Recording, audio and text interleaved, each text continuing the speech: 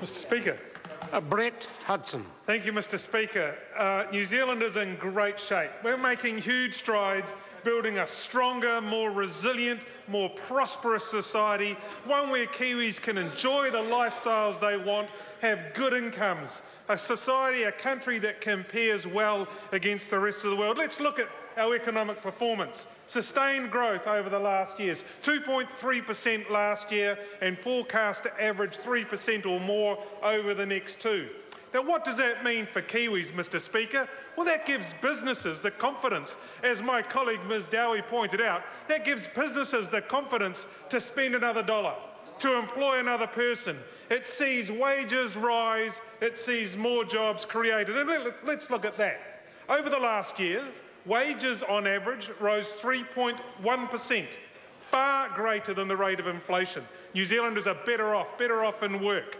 And over the last 3 years, 175,000 jobs were created, and there's still good news, because over the next 3 years, a further 148,000 jobs are expected. Mr Speaker, this is extremely important across New Zealand, no less so than my electorate of Oharu.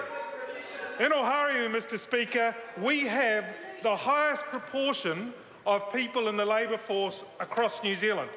72.3% in the labour force, the highest proportion in Oharu out of any other electorate across New Zealand. We also have the greatest proportion on wages and salary, 56.6%. Those are the people, Mr Speaker, who are directly impacted by the work this government does to create opportunities for business that leads to more jobs and leads to higher wages.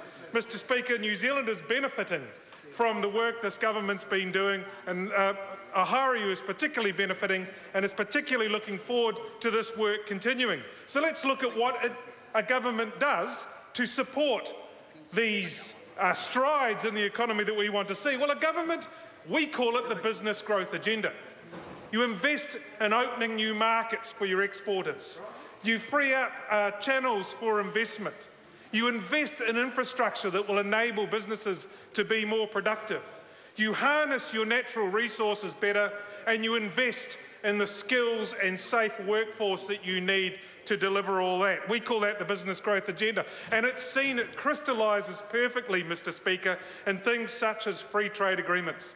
Now, we have acknowledged that the previous Labor government did a very good job in creating the China Free Trade Agreement, an agreement that this government has leveraged to the hilt to grow into an enormous trading partner and regime. Along with the China Free Trade Agreement, we signed the free trade agreement with South Korea and, most recently, signed up to the Trans-Pacific Partnership, a free trade agreement with 11 other nations that almost 70% of the global GDP. Now, in dollar terms, Mr Speaker, that's about $27 trillion a year.